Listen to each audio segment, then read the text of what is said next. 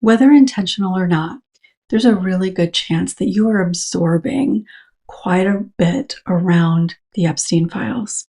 Whether it's intentional, you're actively going out and reading and participating in conversation, or you're just absorbing some of the energy from people around you. And I think there's some really important things to keep in mind as we navigate this time together. Welcome. I'm Peggy Oliveira. Thank you for joining me. So this really does apply, I think, to you, whether you are actively engaged and wanting to learn more, or you might even be trying to avoid it to a degree, but have probably recognized that it's pretty difficult to do that. So one thing just right up front is that it's perfectly okay whether you are somebody who's avoiding it. There are very real and valid reasons to do that.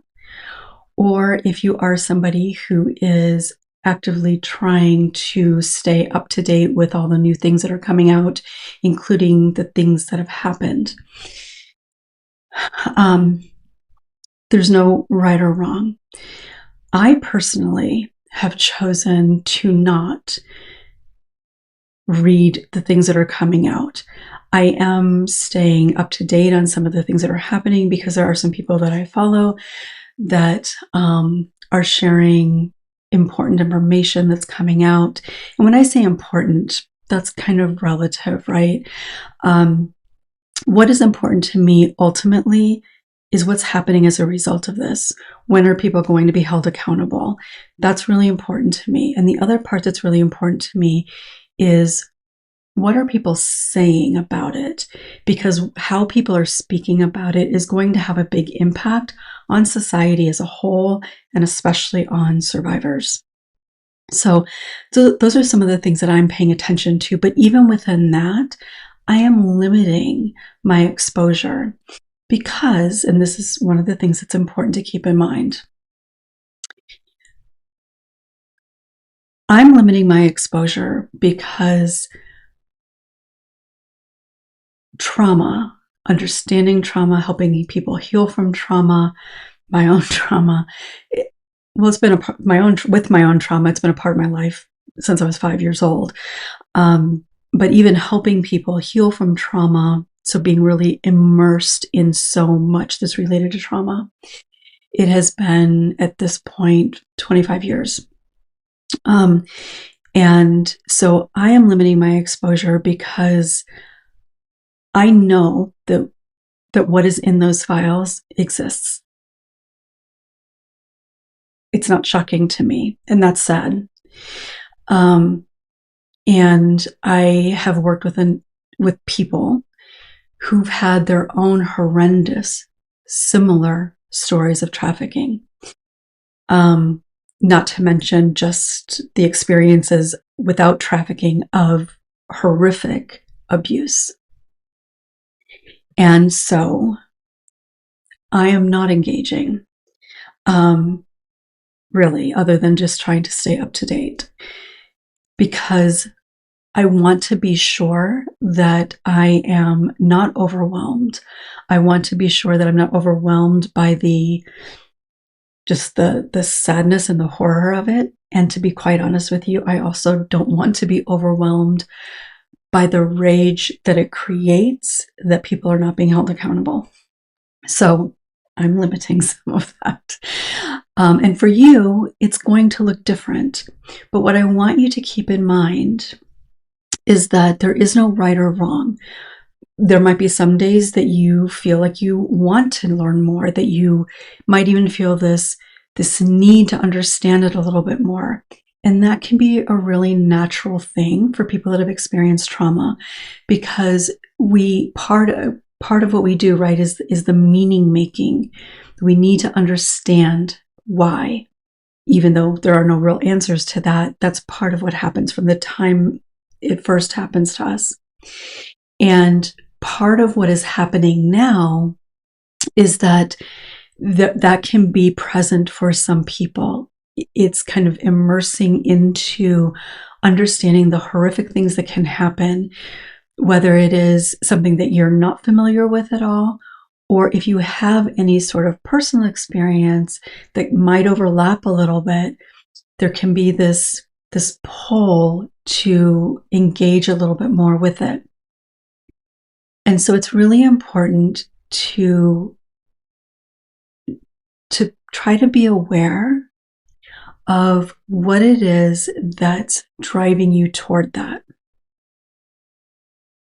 And there's no right or wrong, but try to notice, what am I looking for?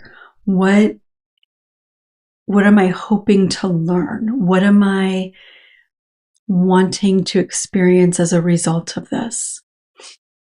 And again, no right or wrong, but paying attention to that. And then afterward, how are you feeling?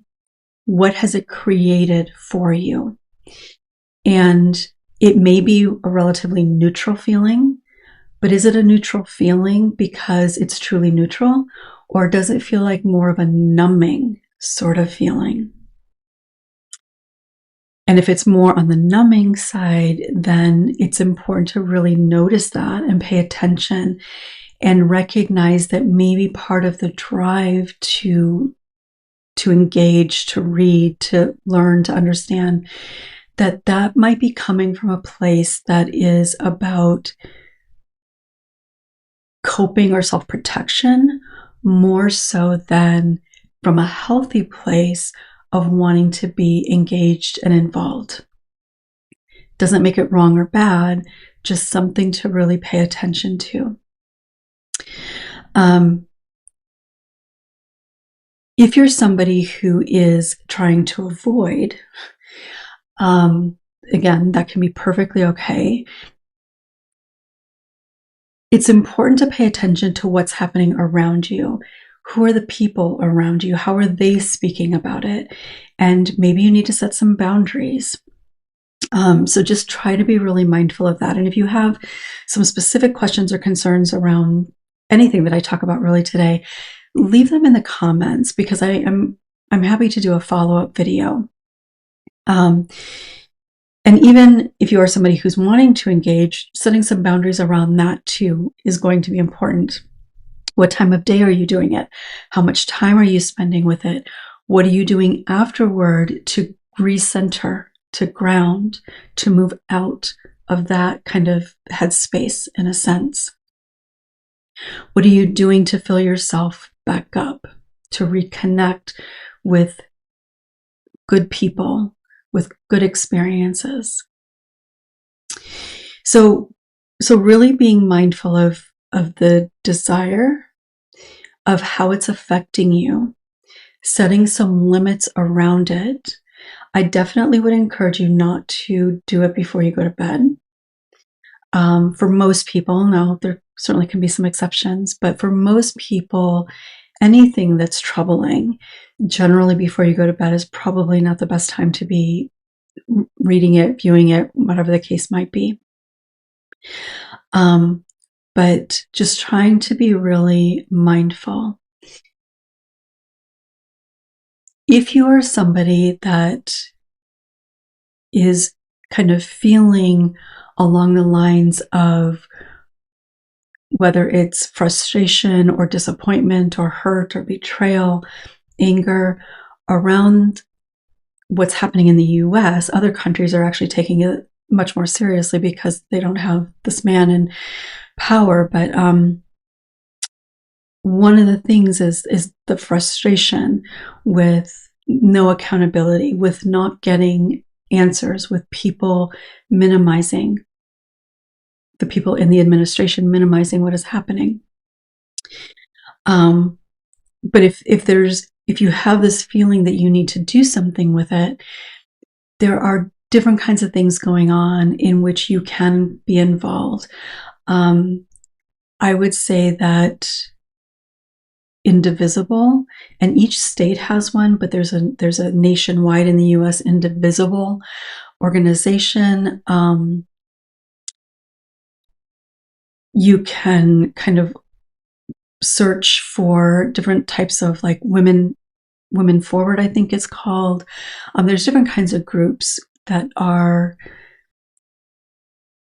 kind of talking about some of these things, that you might go to those places to get information so that you are not immersing yourself in just the horrific things that are in emails and all of that. So it is important that you do it intentionally when you seek it out. And if you're not seeking out, it's important, whether you are seeking it out or not, but it's important to be intentional afterward about, like I said, recentering and grounding, moving your body like really quickly to release some of the energy.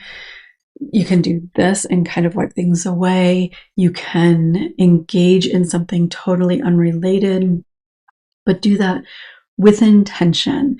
And so what I mean by with intention is consciously saying, okay, I'm putting this down and now I'm going to release it. So that transition helps you to literally release some of that energy around it.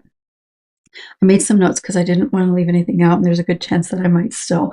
But something else that I wanted to talk about is that what often happens when there is a story that comes out, so it could even be something in your local news about something in your community, and certainly on a scale in which so many people are talking about things, and so many people are actually standing up and saying, we believe the survivors and they deserve justice and those kinds of things. What often happens is there is a lot of comparison that happens. And this can happen no matter where you are on this healing journey, because we are in a time in which, in my lifetime, we have not had, at least in the US, I can't say what's happened in other countries, but we have not had a time in which there have been so many people talking about this and being on board with believing survivors and supporting survivors.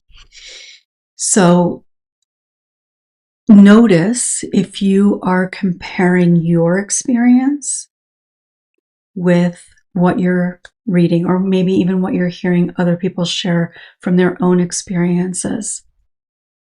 Because pretty much any time that you compare yourself, you're going to feel bad in some way, whether you're thinking that you've made too big of a deal out of your story, your experience, whether you think there's something really wrong with you because, look, you haven't been able to heal yet, and all these survivors are out there talking publicly about what happened, so clearly there's something wrong with me. You might even be comparing the fact that you weren't believed and other people are. So there's a lot of different ways that you might be comparing yourself. And the way that you might be comparing yourself might be a really familiar way that you've compared yourself in the past. But this is a very common thing that can happen, and it's important to be aware of it. What are you saying to yourself? How are you speaking to yourself about your own experiences? So try to be really mindful of not comparing and not minimizing your experience, your story, your struggle, your healing. None of that, because that is not going to be helpful to you. Not only is it going to make you feel bad in that moment, but because this is an ongoing thing that we're dealing with right now, it's likely going to not set you back, because I don't think setbacks are real, but it has the potential to really make you question a lot of stuff that will take more work to help you get through that. So try to be really mindful of that. The other thing that I wanted to touch on is that or another thing is that with all of this, there are a lot of people talking about it, right? And at least in news outlets and much of what I'm seeing on social media is people that are being supportive, which is good. And interestingly, that can actually have kind of a challenging impact for some people. And there could be a variety of reasons for that. So just kind of noticing that. But the thing that I really wanted to emphasize here is that part of what is happening, and not maybe as much on a bigger scale, depending on which side of social media you might be on, or even news, I suppose, but certainly within our maybe families, within our co-working group, or in our communities, maybe local Facebook groups, whatever the case may be, there are still people who are saying that they don't believe them and this is ridiculous and it's all a hoax and those kinds of things, and really at times being degrading of the survivors and saying that they're just doing it for attention and those kinds of things. Be mindful of what is happening around you. Notice what kinds of things are you hearing?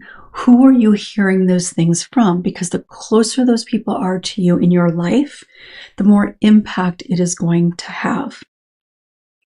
So if that is happening,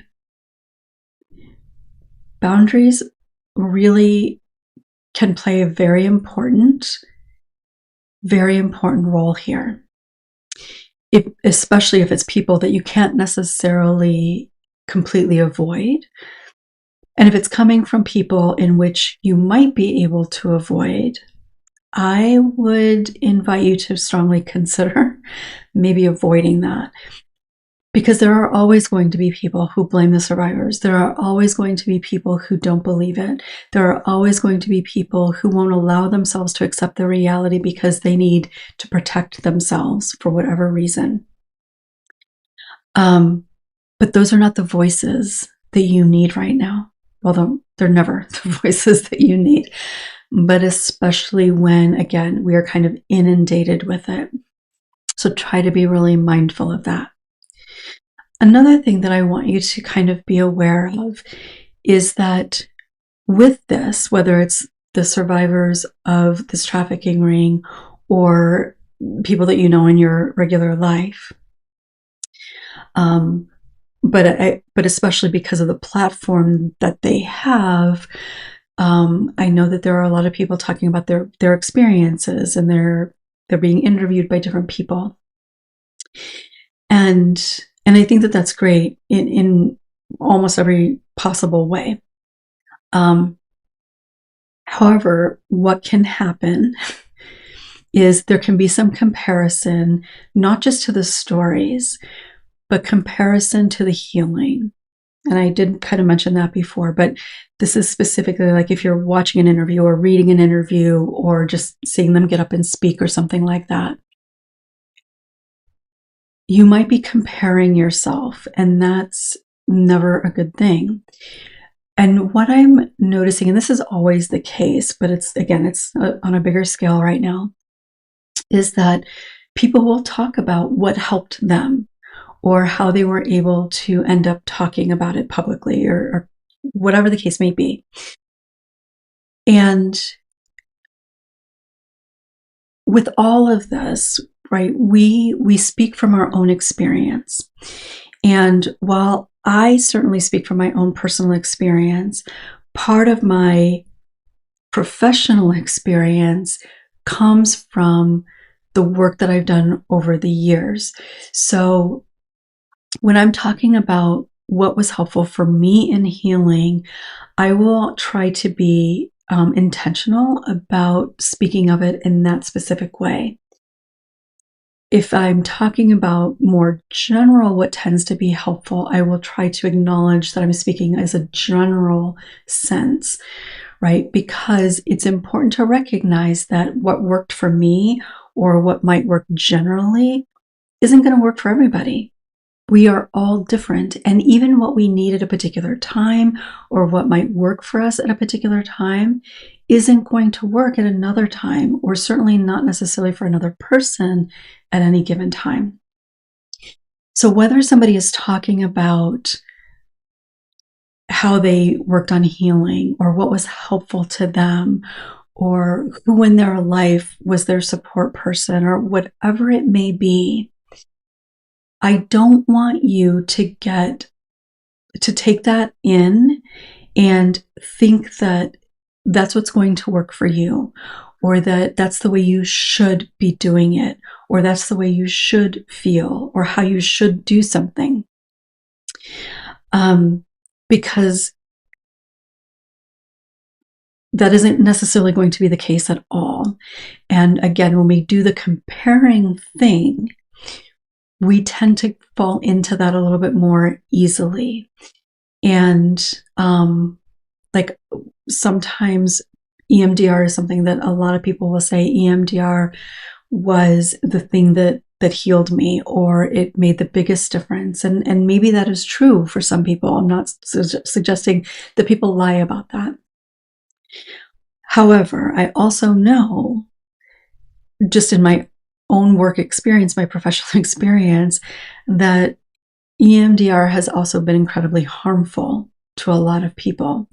But if we hear somebody, especially somebody that has a big platform at the particular moment, or generally, talk about how everybody needs to do EMDR, then you might find yourself thinking, oh, look at everything that they've been through, and look, they're able to stand up there on this worldwide stage and talk about it.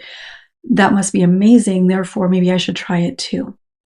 Not saying don't, but don't let it be what pushes you to do something that may not be the best option for you. And I'm not just talking about EMDR here. It could be any number of things. It could be hypnosis. It could be acupuncture. It could be whatever somebody might be talking about. So just try to keep that in mind. I know one of the things that I'm hearing a lot of people talk about now is tapping. And there are people that say that they find benefit in tapping. And I'm not saying that they don't, though I will say that tapping is not going to heal trauma on its own. I feel confident in saying that. So I'm not suggesting don't do any of those things that are out there that people are talking about. Just don't compare yourself and automatically think that that's something that you need to try too. Or that if you've tried it and it didn't necessarily work, that there's something wrong with you and that's why it didn't work for you. And I know I talk about that in a variety of ways for different reasons a lot. And I do that because it is something that happens so frequently. And then for the next part of what I want to talk about is really trying to be mindful, and this kind of applies to other things I've talked about already, but all of this, so even the way that it has come out, and even how I have talked about over the last year about how, things are not normal. And even if you're trying not to pay attention, you can't escape being affected by the energy of what's happening around us. This entire last year, there has been so much about the chaos that is done with intentionality. Because when you are in a state of ongoing chaos, oftentimes you're in survival. You're just trying to get through the day. And again, you may be consciously aware and you may not. But over the last little over a year now, it has been constant. Every day, there is something. Sometimes relatively minor, comparatively speaking, other days quite significant. And so everything over the last year and everything related to what's happened with Epstein and the release of the files and the Department of Justice in the US, all of this is done intentionally to keep us from being able to stay in a grounded place, because we're constantly inundated with all these different things. And when it comes specifically to the Epstein files, there was actually something that I saw, and I don't know if she's on YouTube or not. I'm just going to make a quick note here. I will check and see. And if she's not on YouTube, or if I can't find her on YouTube, I'll share a link to her post. I think I can share a direct link to her post on Facebook. But I think she goes by the Mama Attorney. But she shared something from an attorney perspective that I thought was really kind of helpful to understand from a strategic standpoint, and not in a good way. As well. But she talked a little bit about how, from a legal kind of strategic standpoint, how this is very deliberate, and it's something that they learn as trial attorneys, I believe is how she talked about it. But aside from that, just from the psychological aspect, it has all been done very intentionally. So one of the most important things that you can do, and I know I've talked about this before, but being very intentional every day about doing things that help you feel grounded. And I know that sometimes I use grounded and rooted interchangeably.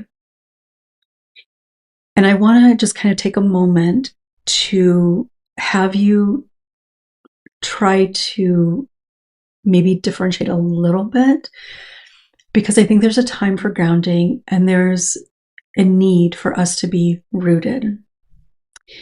And so in this context today, as I'm talking about this, it is important for us to be grounded as much as humanly possible. It is important for us to be grounded throughout the day.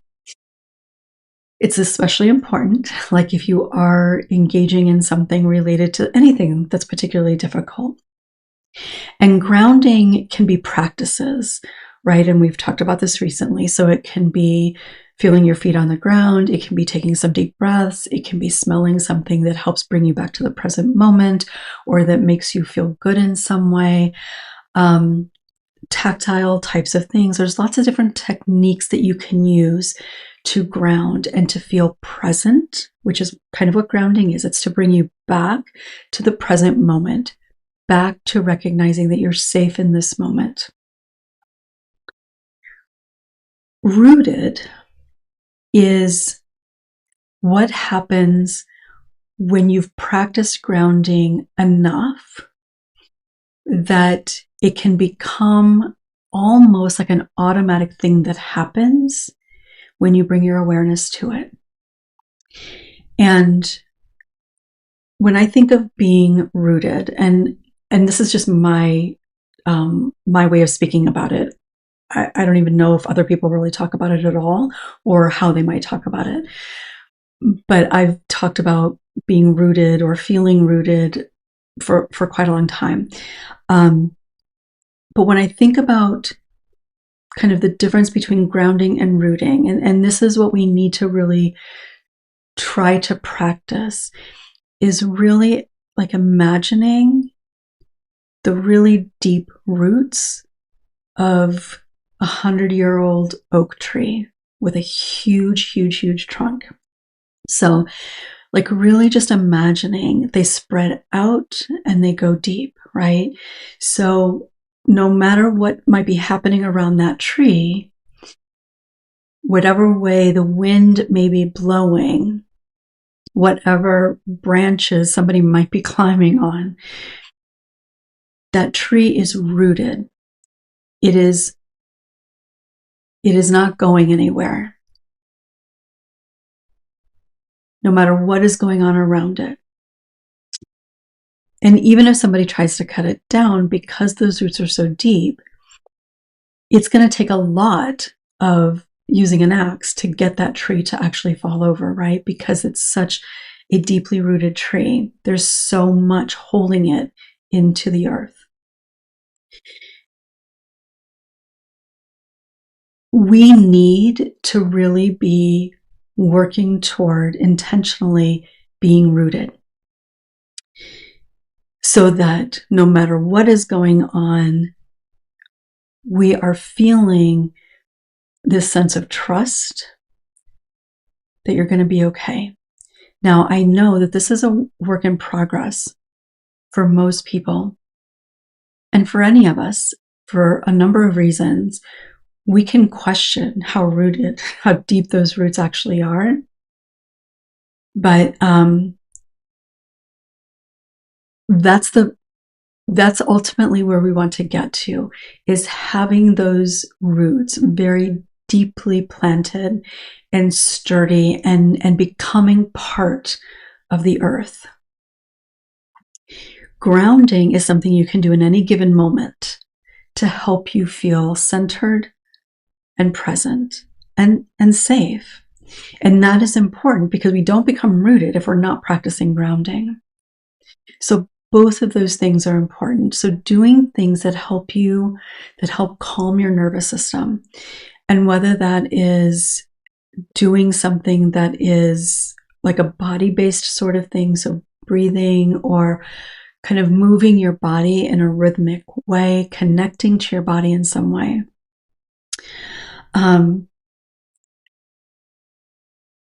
Connecting with somebody else, maybe around something that's not related to it. There's different things that you can do, and I've talked about this recently, but really trying to be intentional and mindful about allowing your nervous system the space and opportunity to calm down, to feel safe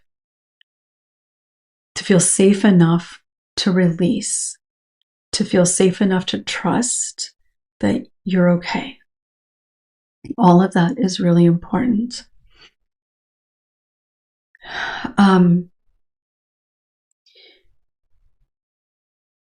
This is going to be going on for some time.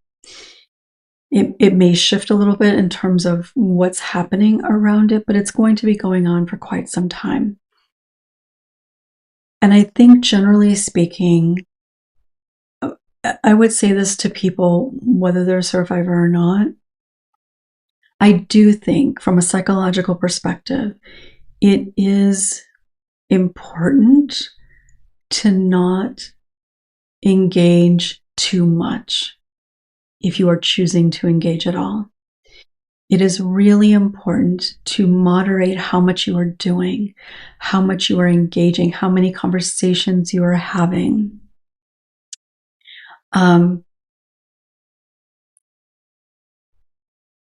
Whether you have similar experiences or your experiences are very different than that, either one, please be intentional and mindful of how much you are taking in.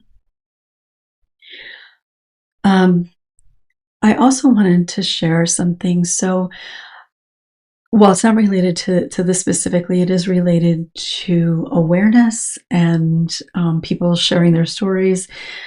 I think at this point, it's probably been a couple of years. I'm honestly not quite sure. Time is kind of crazy right now. But you may remember a story about, she's French, Giselle Pellicot.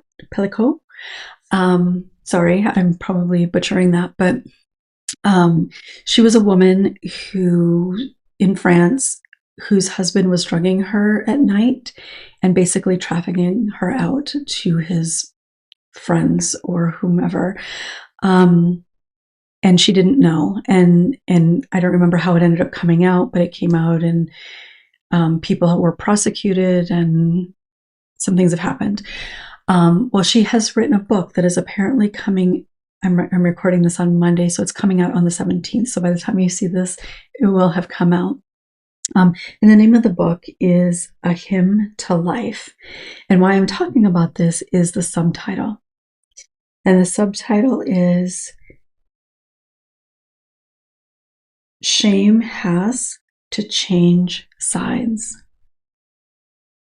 So she's writing about her experience, and her subtitle is Shame Has to Change Sides. Does that sound familiar at all? 10 years ago, it has been, I think maybe next month, it will be 10 years. I started using a hashtag on social media predominantly, but I started using a hashtag not our shame. And I talked about and continue to talk about how it's not our shame and that we need to put the shame where it belongs with the perpetrator, that it's never been our shame. And I don't share on social media really anymore, so I haven't been using it a whole lot, but not our shame has been something that you may have been following me for as long as I've been using that.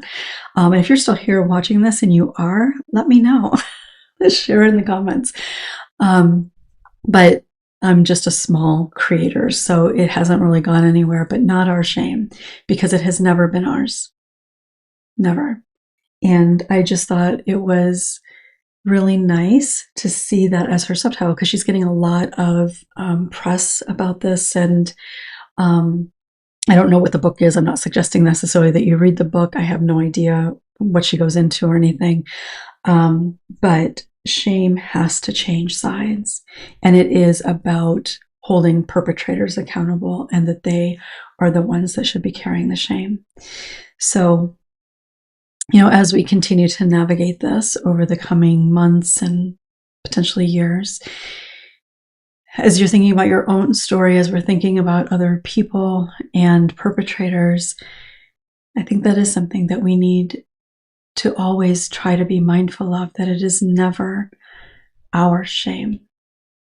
Never has been, never will be, no matter what the circumstances are. Ever will it be ours to carry. I'd love to hear from you. What came up for you? Are you somebody who is really engaged in what's happening in that regard, or are you taking care of yourself and avoiding? Again, no right or wrong, but share in the comments. I'd love to connect with you. Thanks so much for being here. I'll look forward to seeing you next time.